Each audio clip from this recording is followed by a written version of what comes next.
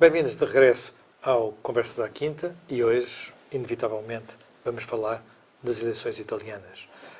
Estas eleições resultaram numa espécie de implosão da Segunda República Italiana, portanto, o regime que tinha resultado da impulsão da Primeira República a seguir à Operação Mãos Limpas, Mani Puliti, portanto, há cerca de 20 anos.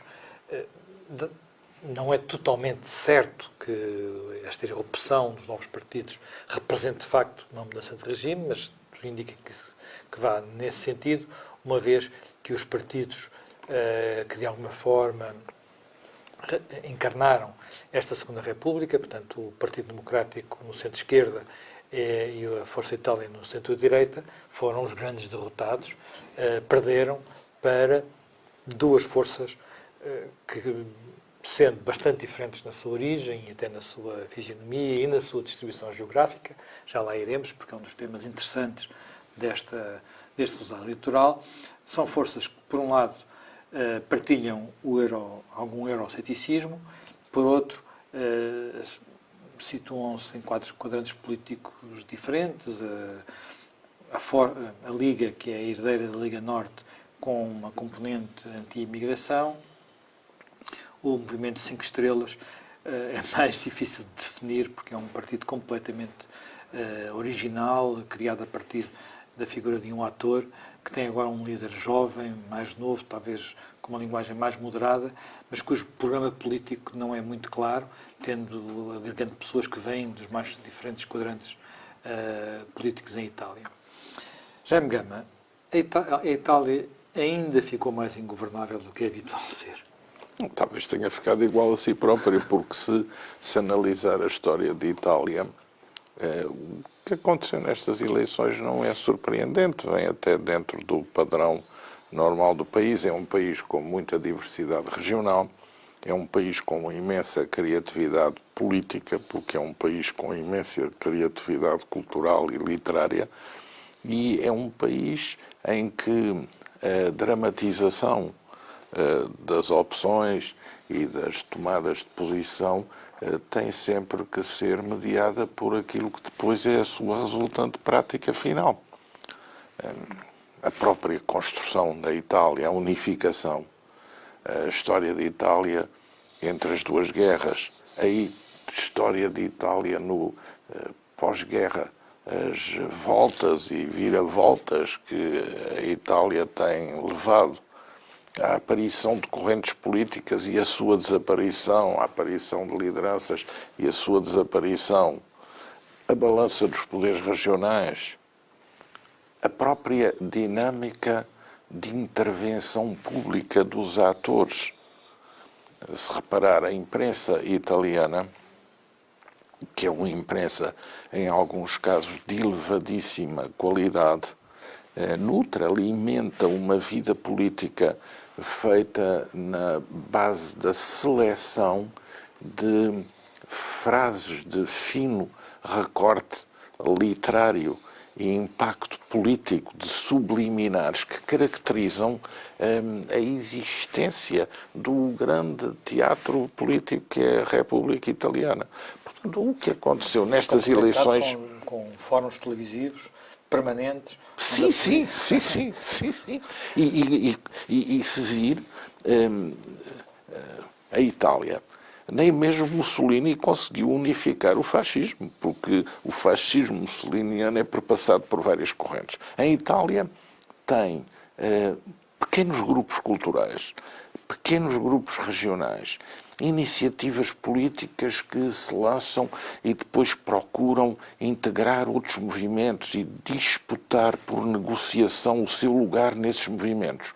Coligações, não coligações, governos, não governos, isto é, governos sem a menor legitimidade parlamentar, mas que acabam por ter um endosso do Parlamento por consentimento.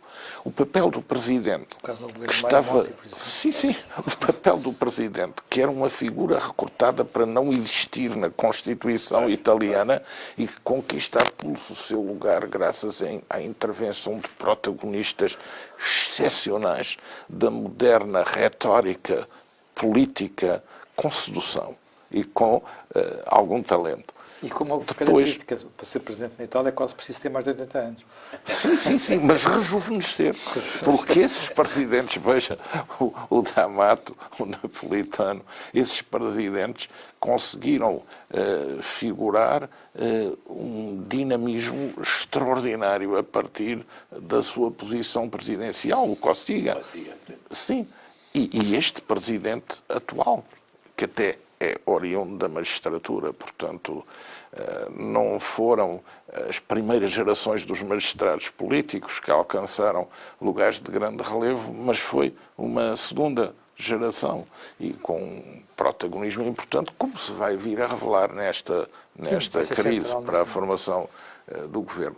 Portanto, a Itália, um país riquíssimo na moda, na poesia, no cinema, na variedade gastronómica e também riquíssimo pela sua explosiva diversidade na vida política. Esta situação que estamos a viver agora, temos algumas situações paradoxais, não é? Temos um líder da Liga Norte que no passado, portanto, que é um partido apresentado como sendo de extrema-direita e, portanto, com uma direita identitária, com um discurso bastante anti-imigração, mas cujas raízes são um Partido Comunista Italiano, de que chegou a ser candidato noutra encarnação. E temos à frente do Movimento 5 Estrelas, dos grilistas, não é? Portanto, em recordação do seu fundador, que era o Pepe Grillo, o palhaço. Temos alguém cuja família tem raízes no movimento neofascista. Exatamente, nos Missini. Pois. Não, mas a Itália, um pouco o que o Jaime Gama ali estava a dizer, a Itália, exatamente, como é uma nação, a nação é mais antiga que o Estado e teve todos aqueles poderes, todas aquelas repúblicas locais, Veneza, Florença, o Ducado de Milão, a Santa Sé, o Sul, a Sicília, portanto, tudo isso acabou por dar ali uma composição, digamos, é um país policêntrico, não é? Tem muitos centros exatamente de criatividade, de invenção, de uma riqueza literária enorme e, portanto, uma sofisticação, e mesmo no pensamento político, Maquiavel era florentino italiano, não é?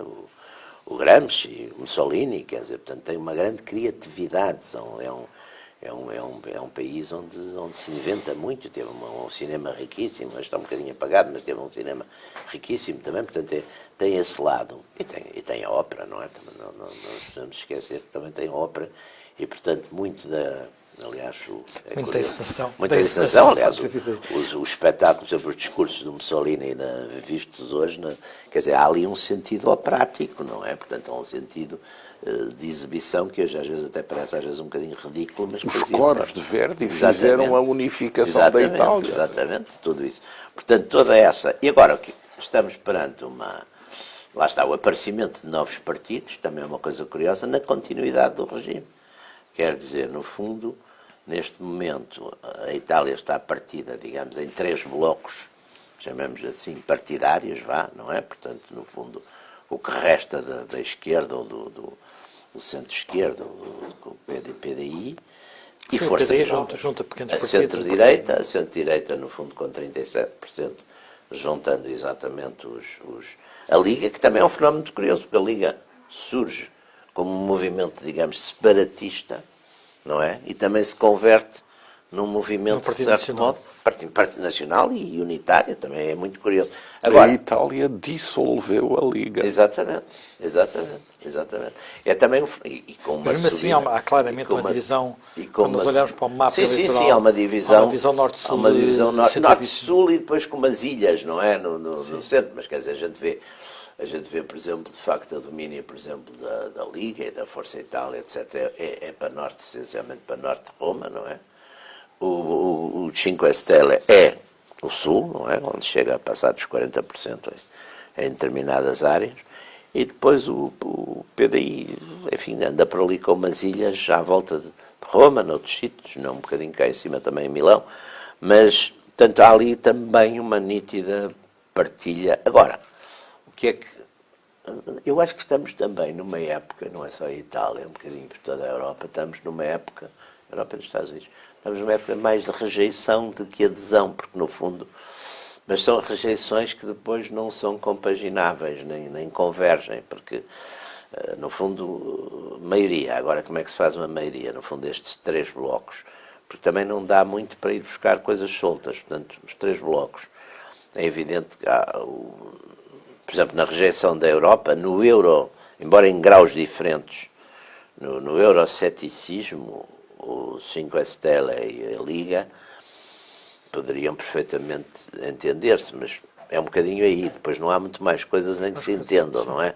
Embora também o 5 Stelle também é bastante crítico da imigração, mas depois tem coisas em que já não bate. Há mais outra coisa que se entendem, que aliás é um tema que eu diria que só seria tema de campanha em Itália, que é o debate sobre as vacinas. Quantas vacinas é que as crianças devem tomar?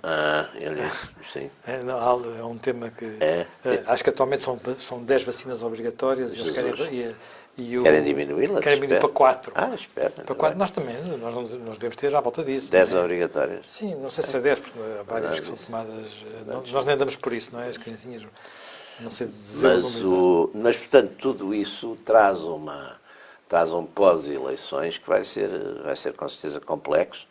Agora, de facto, é mais quer dizer, os partidos propriamente mainstream, quer dizer, as tendências, de facto, para os partidos estabelecidos, não é serem cilindrados por uma contínua, portanto, já iremos quase para uma terceira república, não é? Estamos nesta cilindragem permanente de líderes. Ainda se falou muito que o Berlusconi ia recuperar, de facto reapareceu, mas foi secundado completamente pela também é interessante, não é? Porque o Berlusconi, no fundo, dava ali uma imagem, apesar de tudo, as tais guerras dentro da direita. Seria uma direita mais liberal, mais conservadora. Na verdade, mas, de facto, a radicalidade é o que está a dar. A promessa liberal do Berlusconi nunca se concretizou quando ele foi primeiro-ministro. Sim, mas algumas das reformas que no fundo foram feitas pelo Renzi. Era o populismo plutocrático, não é? Portanto, dava sempre uma imagem da coisa dos negócios, mas isso agora parece que também não está. Não, era uma espécie de precursor do Trump. O modelo Berlusconi em figura um bocado. Isso é um dos aspectos, por acaso, curiosos. Há quem nas reações que eu tenho que ler sobre a eleição italiana, é que não se deve ver a Itália como uma aberração, digamos, uma espécie de aberração do passado, mas uma espécie de laboratório do futuro. E dão vários exemplos. O exemplo do fascismo na Itália chegou antes de ter chegado noutros países europeus. Foi inventado na Itália. Embora fosse inventado ideologicamente na França. De alguma forma, o Berlusconi antecipa o fenómeno do Trump em algumas das suas dimensões. Isto também poderá antecipar outro tipo de fenómeno. Quer dizer, antecipar, pelo menos dar um corpo a fenómenos que no último ano, as eleições no último ano na Europa, não chegaram a esta dimensão. Não é? Bom, a Itália, como tem um Presidente da República não eleito por sufrágio direto, não consegue canalizar para a eleição presidencial a informalização do sistema político. E, portanto, não consegue gerar um fenómeno tipo Macron ou um fenómeno tipo Marcelo Rebelo de Sousa, porque tudo o que é descontentamento acaba por ter que ser convertido a uma mutação no sistema de partidos, dentro do sistema de partidos e depois fora do sistema de partidos. E, portanto, a ascensão e queda dos agentes partidários em Itália é muito volátil. Vimos o que se passou com a Democracia Cristã e o PCI. Vimos o que agora... No primeiro, até sobretudo com a Democracia Cristã, que é quem implode com as mãos limpas. E depois é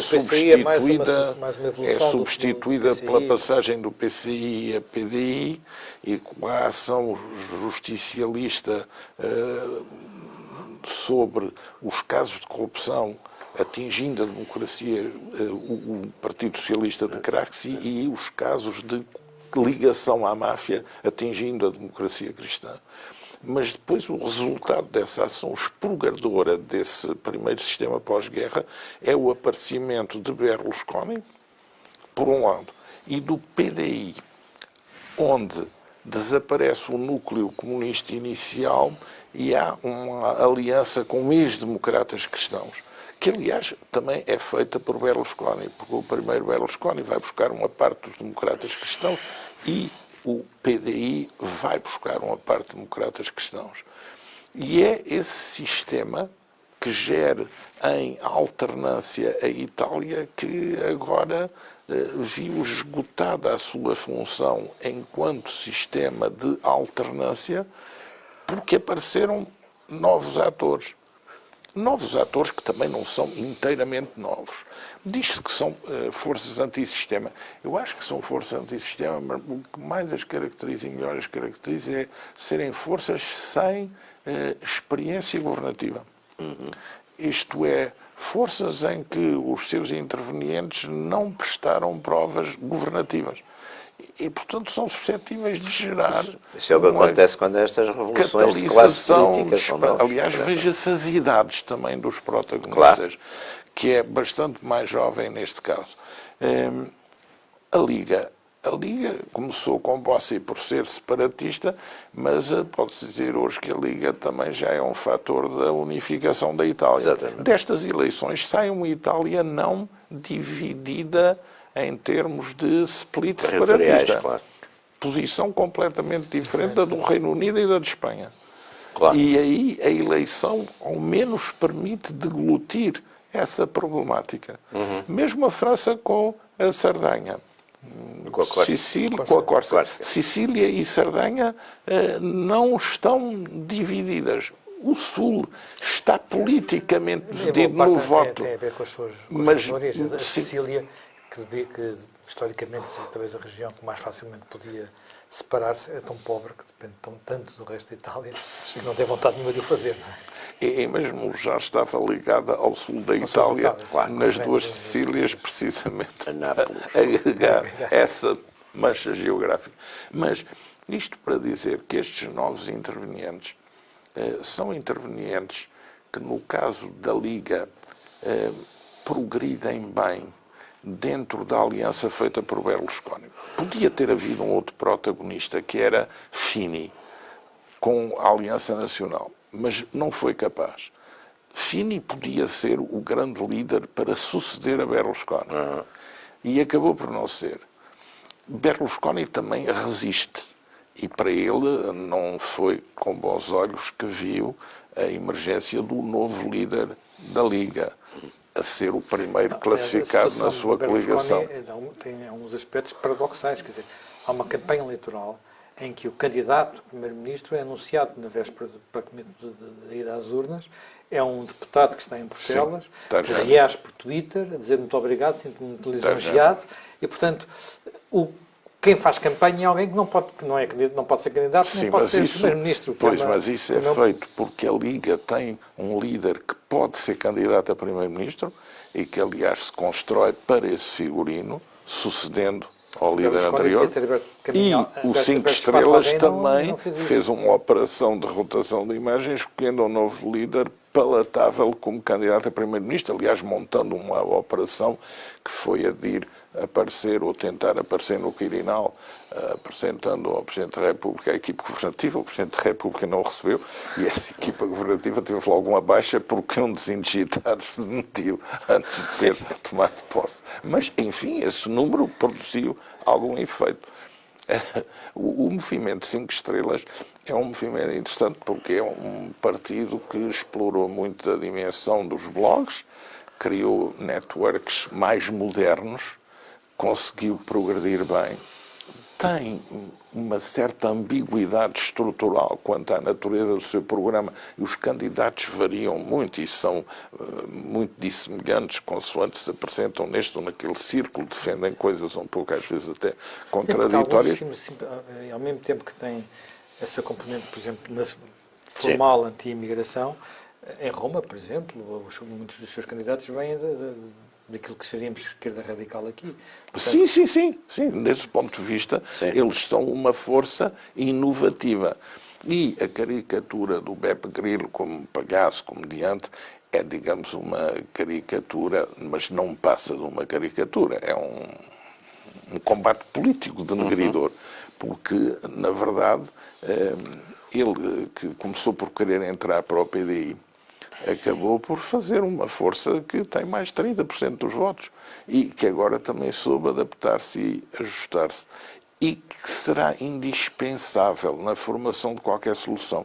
Por exemplo, o grande problema do líder da Liga é que, embora tendo ganho dentro da Liga a competição com Berlusconi e sendo, digamos, o candidato a primeiro-ministro que emerge, embora ele tenha menos votos do que o Movimento 5 Estrelas e o PDI, mas emerge como estando numa coligação que é maioritária, ele jamais poderá ser aceito como aliado por Di Maio, porque o Movimento 5 Estrelas não vai querer perder a sua posição de ter sido o primeiro partido vencedor na Itália e com uma percentagem de votos enorme e com uma operação de coloração do mapa italiano no sul que é significativa e isso também impressiona. E eu percebo também a tentação dos que dentro do PDI contra Renzi até aceitariam uma coligação com o Movimento 5 Estrelas, na ideia de domesticar o Movimento 5 Estrelas, de ir recuperar votos ao Movimento 5 Estrelas e disso poder ser palatável para o presidente atual italiano. Não nos esqueçamos que quer o presidente, quer o primeiro-ministro são do PDI e vão ter, o presidente tem um mandato de 7 anos e o primeiro-ministro vai ser primeiro-ministro até haver um novo governo na Itália, que pode levar 4, 5, 6 meses, ainda não sabemos. E na Alemanha vai para uns 6 meses. E o primeiro-ministro em funções é o político mais popular da Itália, com uma taxa de aceitação muito superior à de qualquer outro. E, portanto, é alguém bem visto. Não foi ele o líder do PDI na eleição, foi Renzi. Renzi também está a pretender gerir a sua saída para condicionar a sua saída à escolha da solução política e à escolha de quem será o seu sucessor, que provavelmente, tudo indica, será o primeiro-ministro atual. Portanto, vai haver uma grande agitação subtil na política italiana, que é feita de boca de cena e de bastidor com grande intensidade, que vai ser também apaixonante de seguir. Há nesta eleição uma coisa que ou neste fenómeno italiano, visto de fora, há a tendência na Europa, sobretudo, de projetar em alguns líderes nacionais os desejos europeus, ou os desejos de uma certa elite europeia. E o primeiro líder que teve essas características foi Renzi. Renzi era o regenerador da Itália, era o regenerador do centro-esquerda, era a figura que ia contra todas as tendências. Neste momento há outra figura na Europa que ocupou o lugar de Renzi, que é Macron, com uma legitimidade diferente, porque Renzi chegou ao poder sem ganhar eleições. Mas assim, apesar de tudo, ganhou umas eleições europeias com 40% dos votos, o que é muito significativo, não é? Portanto, logo a seguir ele agora é primeiro-ministro. Estas figuras que aparecem de repente, sem a estrutura tradicional dos partidos, podem ter a mesma volatilidade. Eu acho que, vamos lá ver, há uma característica aqui que é muito curiosa, que até porque pela diversidade ideológica, até se quisermos assim chamar, se a gente for classificar estes personagens que aparecem agora, os Macron, os Trump, etc., estes fenómenos que são figuras que emergem, de certo modo, de uma certa sombra política, embora depois, bem decantadas as coisas, não é bem isso, não é? Porque o Macron, melhor ou pior, era um homem do sistema, tinha estado na presidência escolas, da República, superiores, tinha estado ministro socialista, estava no partido, quer dizer, portanto, tinha umas... E Macron, sobretudo, também é coloca-se naquela posição que a França estava mais ou menos dada como vencedora, que era a pessoa que ia à segunda volta com a Marine Le Pen. Quer dizer, portanto, isso, aliás, a eleição francesa também tem esse aspecto de rejeição, quer dizer, portanto, o personagem, e depois com o sistema, é evidente que o sistema francês depois favorece extraordinariamente o partido, a força maioritária, quer dizer, é um sistema de facto, nisso, com uma pequena percentagem depois ou uma relativamente pequena percentagem de votos, um partido acaba por dominar completamente, que é o caso no fundo, que aconteceu com o fenómeno Macron. Agora, estes fenómenos têm, penso eu, são sinais também de uma época de profunda crise política e até ideológica. Aliás, o discurso ideológico, curiosamente, é um discurso hoje muito pouco estruturado nesse sentido. Quer dizer, as forças políticas aparecem contra coisas. Por exemplo, a questão da imigração. Todo este fenómeno, digamos, de uma certa radicalização populista na Europa tem a ver essencialmente com a questão essencialmente da imigração e um bocadinho enfim, numa segunda linha também com a questão do euroceticismo ou da eurofobia, quer dizer, mas pronto, a Europa faz como é o que está, também acaba por ser um bocadinho o bode expiatório de muita coisa. Mas portanto, são fenómenos essencialmente de rejeição, mas só que essa rejeição faz-se em nome de coisas diferentes, não é? O movimento 5 Estrelas é mais um antipolítico, no fundo, essencialmente ele é um bocado uma afirmação de que os políticos, a classe política está gasta, não tem nada a ver com o país, portanto é uma afirmação de 100% quase política, mas já a Liga já tem um fenómeno de um certo nacionalismo identitário, uma rejeição grande do multiculturalismo, que é também outra questão muito importante, porque na questão europeia, e de facto a Itália também há um ponto que a gente aqui não falou ainda, que eu acho que é muito importante.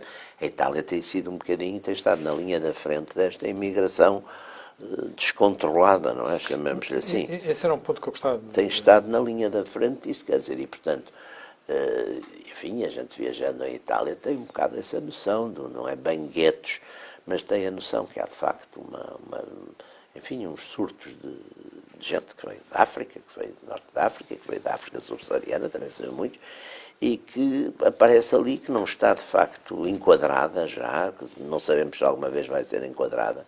E portanto estas reações também porque a Itália também tem outro fenómeno, a Itália também tem um fenómeno curioso, são pequenas cidades e áreas relativamente vitais e fortes e com muita identidade, mas que por isso mesmo também não estão muito habituadas e reagem muito mal a todo esse lado multicultural que implica de facto esta imigração um bocado desordenada, não é? Portanto, isso também é um fenómeno, o caso da Liga e o próprio 5 Estrelas também, no fundo, também tem um discurso que também é crítico da imigração. Atirando sempre um bocado das culpas também, aliás, para a Europa, para a senhora Merkel, quer dizer, portanto, para os símbolos da própria Bruxelas. É muito curioso isso.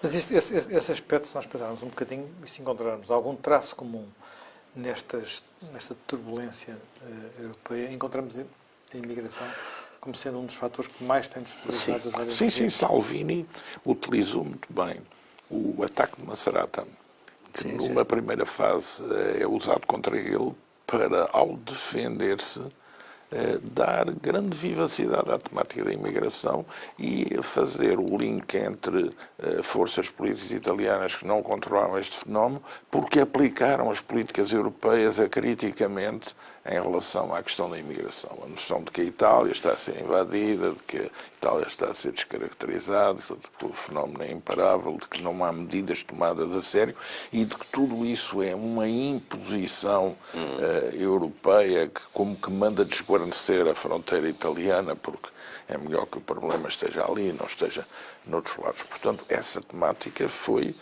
usada. Salvini consegue projetar a Liga de Norte para a Liga de Itália na absorção dessa temática e na argumentação em torno dessa temática. E falo com talento político e os resultados estão à vista. Não é? Outro elemento, eventualmente... Aliás, por causa disso, questionei-me. O fator imigração tem desestabilizado os sistemas partidários num vasto número de países. E muitas vezes diz o sistema partidário em Portugal é clássico. Porque não há imigração. Não há essa imigração. É porque não há imigração. Não há essa Eu imigração. estou muito convencido disso. Não, mas Se eu tenho a noção as disso. coisas talvez fossem diferentes. Não, exatamente. Nós temos aqui em Portugal cerca de 400 mil imigrantes. E imigrantes culturalmente diferentes. São E muito esses números poucos. não sei se são seguros, não é? Sim, mas nem sequer isso. Mas, quer dizer, sobretudo, não há, de facto, porque os muçulmanos em Portugal devem andar por 50 mil e, de uma maneira geral, é gente geralmente integrada, não há, quer dizer... Não, Uma parte deles são da elite, fazem parte da própria elite, exatamente. São ismaelitas. E tem várias proveniências. Exatamente. Tem várias proveniências. Há os da Guiné que são assim há uns que serão vêm- mais pobres. E os minoritários da comunidade islâmica são os árabes. Pois, exatamente. Mas quer dizer, nós não temos esse fenómeno. Portanto, quer dizer, essa é a razão principal, é porque não há. Mas agora, há outra coisa que nesta eleição, mas não só, há uns tempos para cá, que isso é E muito não há evidente. porque estamos protegidos pela nortada. Pois, exatamente. Porque a nortada, no inverno, os barcos não podem fazer travessias, mas no verão a nortada também não deixa. Pois. Por isso é que não há Não chegam tanta cá. travessia Não, e na costa portuguesa. Pois é. Não chegam cá. nortada. E é Atlântico. A nortada é uma poderosa força É de Atlântico. segurança. Porque Marrocos, enfim, vir da Argélia para aqui é mais difícil do que vir de Marrocos. Mas há os lançamentos a partir da Mauritânia, a partir da zona do antigo Sahara Não são espanhol, assim muitos, apesar de tudo. até do próprio Senegal e tudo isso. Mas Bem, e os que aí vêm para cá fogem. as Mal estações... podem arranjar, os refugiados têm sido Isso colocados, foi desaparecem isso foi rapidamente. o que se viu quando se quis ser quase mais papista que a senhora Merkel na admissão de refugiados, e os refugiados que foram admitidos volatilizaram-se rapidamente, porque estão era bem- concentrados na Alemanha. Não como era, destino não era final. bem o destino que eles queriam.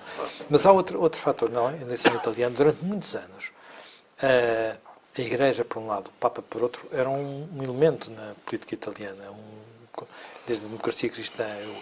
E agora podemos olhar para aquilo que é a mensagem Agora, do Papa Papa Francisco. polaco, Papa alemão, Exatamente. Papa Tudo isso é argentino, verdade. embora de origem italiana. Claro. Mas havia uma mensagem forte do Papa, por exemplo, no que se respeita à imigração, que aparentemente não achou. Quer dizer, a primeira coisa que o Papa fez quando chegou à Itália, ir à ilha, lá embaixo, como eu agora Sim, não sim. recordo o nome, Lampedusa. Lampedusa, onde chegam os imigrantes. Sinal fortíssimo. Sim.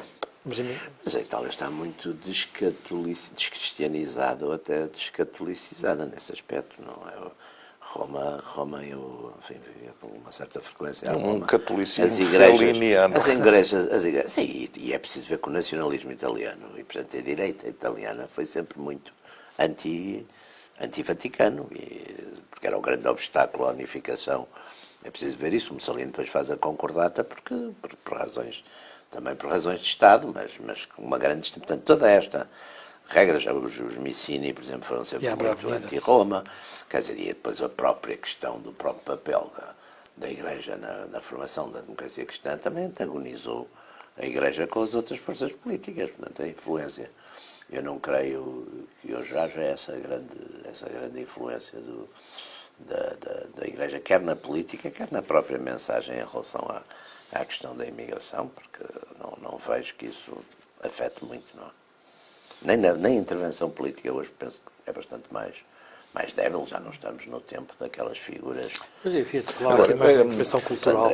Sim, ainda há, mas, por exemplo, mesmo as forças, digamos, dentro da Igreja, que serão mais identificadas com programas conservadores, como, por exemplo, Comunhão e Libertação, próprio Opus, nisso têm, digamos, um papel muito, em relação a esses problemas de imigração, tem uma ação muito discreta, praticamente, não falam nisso.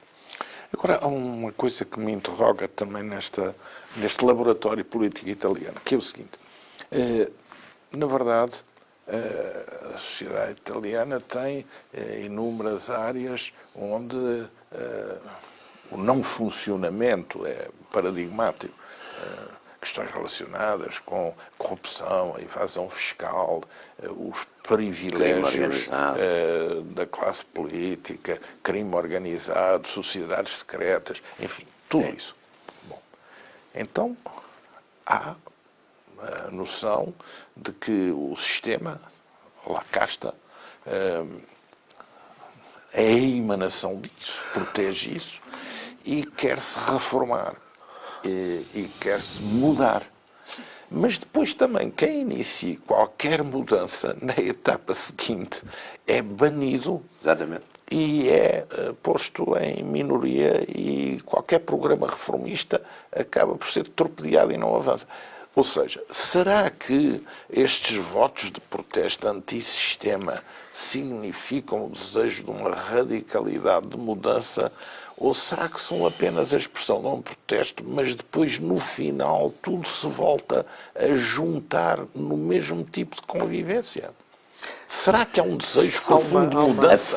A forma como, por exemplo, isso, enfim, nós vemos isso. Porque os partidos que preconizam mais a mudança antissistema, se vir até, não têm programas políticos. Pois é, mas era isso. São Têm mensagens. São contra. Apesar de todas, fizeram algumas Mas já dizer fizeram se isso alguns esforços, não já dizer se isso é Fizeram um bocado alguns grave. esforços. É um bocado grave. Fizeram, É um bocado grave. antes não ambicionavam ter um primeiro-ministro, agora, apesar de tudo, É um bocado grave. A gente viu, por exemplo, ali, e foi na altura do Cossiga, exatamente o Cossiga que apanha a crise toda do sistema e consegue ali, com o apoio de alguns corpos de Estado, consegue exatamente que o regime continue.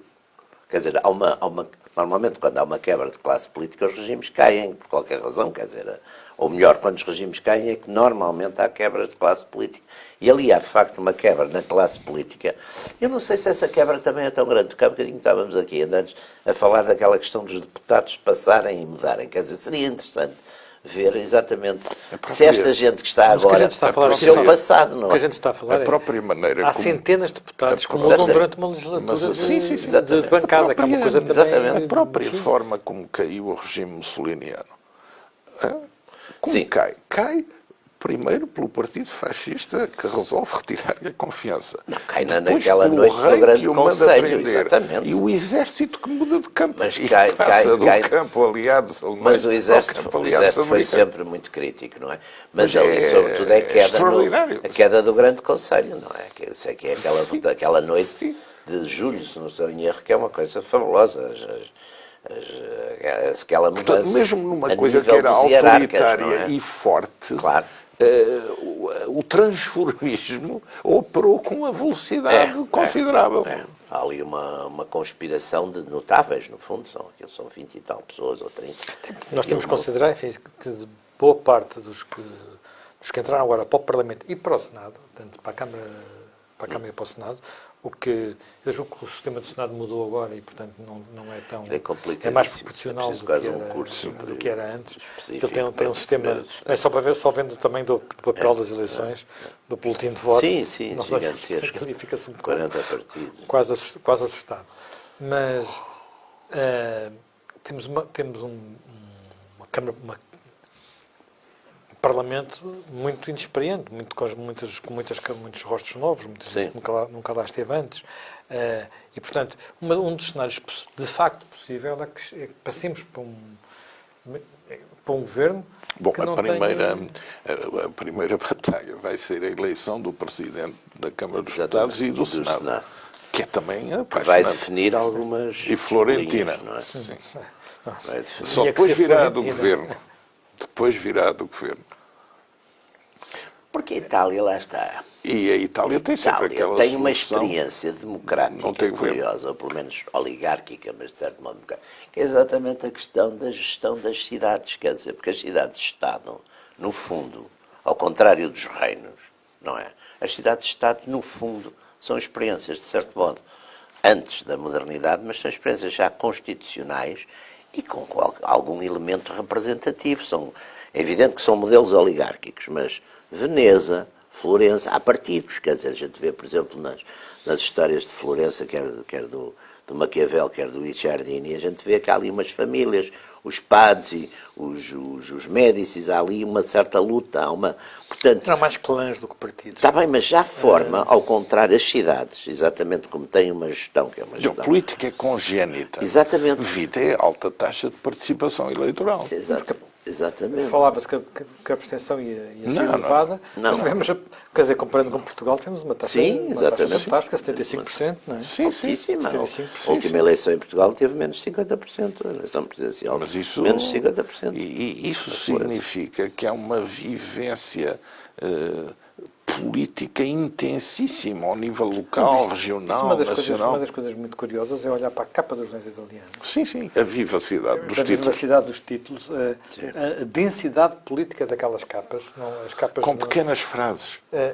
não, em títulos muito pequenas frases, títulos muito depois- compridos, Sim, títulos sim, muito sim. longos, e com uma presença da política Sim, que, sim. enfim, havia em Portugal nos anos 70, 80, mas que, entretanto, as capas dos jornais têm um bocadinho de política, mas tratam de outros E assuntos. com não é? coisas notáveis, quer dizer, por exemplo, a Itália tem uma revista que eu, enfim, assino e leio há muitos anos, desde que ela saiu, chamada Limes, Revista Internazionale de Geopolítica, que é uma coisa notável e que tem, normalmente, linhas até analíticas sobre questões europeias, sobre questões do Médio Oriente, etc., notáveis e muito originais e de grande qualidade, quer dizer, portanto, há também esse lado, como por exemplo a Itália teve sempre foram sempre grandes especialistas nas questões do Médio Oriente, não é? Médio Oriente, Norte da África e Corno da África Exatamente. e Balcãs. Exatamente. É fundamental Sim, sim. ler a historiografia Sim, sim. e os analistas geopolíticos Por exemplo, atuais. o Mussolini, uma das coisas que fez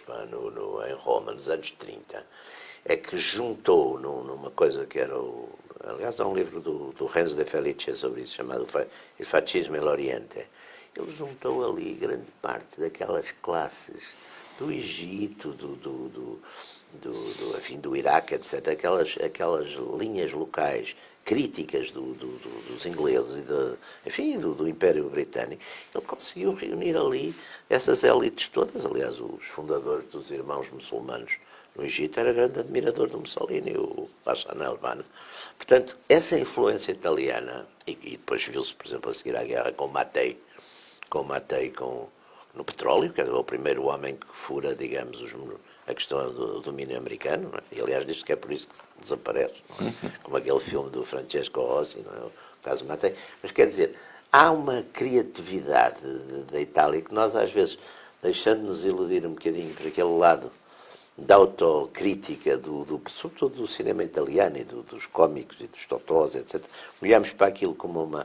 E ali depois há coisas de facto sérias, embora Sim, hoje haja uma também- certa decadência, por exemplo, também- industrial, etc. Sim, Isso há. a Itália não cresce há muitos anos, Não, tem exatamente. empresas novas, Exatamente. tem de facto criatividade em algumas áreas, mas Tem. na indústria Tem, mas não não- soube é, adaptar-se. já não é o que está era. perto de talentos, não é? Os Já italianos não é o que voltaram a era, migrar, exatamente. portanto há Os grandes problemas. grupos, de certo modo, também, aqueles grandes grupos, enfim, do Norte, também aquilo dissolveu um bocadinho, foi internacionalizado, etc. Não tem... Sim, e passou e passa ainda por uma crise bancária. Exatamente, muito séria, Muito muito séria, séria. com dimensões. E uma dívida altíssima, não é? Tudo isso. Para acabar, porque nós já estamos em cima do final do programa, apenas uma nota. Isto complica um pouco os planos da possível dupla Merkel-Macron. Bom, temos que ver uma coisa. À medida que foram sendo conhecidos os resultados eleitorais ou que se avizinhavam, os protagonistas presumíveis vencedores começaram a moderar bastante o seu discurso em relação à Europa. E o euro, que foi classificado por um dos líderes emergentes como um crime contra a humanidade, agora a Europa já é vista como a casa onde a Itália deve permanecer, que se devem mudar alguns tratados e algumas políticas, mas o antagonismo retórico já não está na linha da frente e, portanto, eu penso que aí vai haver uma aculturação grande deste novo resultado eleitoral não só com as instituições italianas fundamentais, como também com o lugar da Itália na União Europeia, porventura influenciando mais fortemente o desenho de certas políticas, neste sentido ou naquele, mas não numa lógica de fratura, de abandono ou de saída. E isso não está de nenhuma forma presente. A Itália, contudo, uma coisa o que não é vemos na fratura. Itália é a Outra coisa oitava é ver- economia do mundo.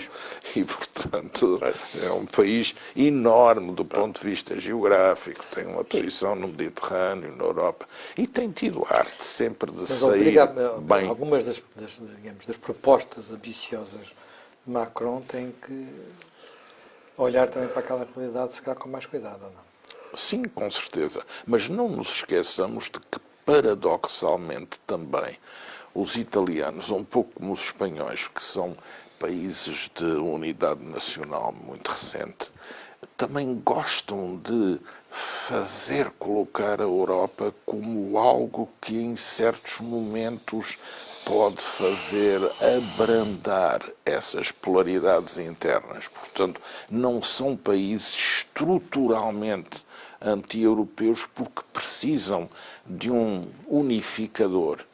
E Não isso veremos- está não também veremos- presente Enfim, aquele cenário que na algumas vida. pessoas colocaram de ver a Itália juntar-se ao grupo de Visegrado Não, não é propriamente aquele mais provável. É que o problema é quando nós lemos o que se passa nos outros países com os nossos próprios desejos. Muitas vezes enganamos e temos que dar um certo desconto. Pois. Os nossos desejos são legítimos. Mas o que se passa nos outros países tem sempre uma dinâmica própria que nos escapa um pouco. Bem, ficamos por aqui esta semana. Regressamos dentro de dias.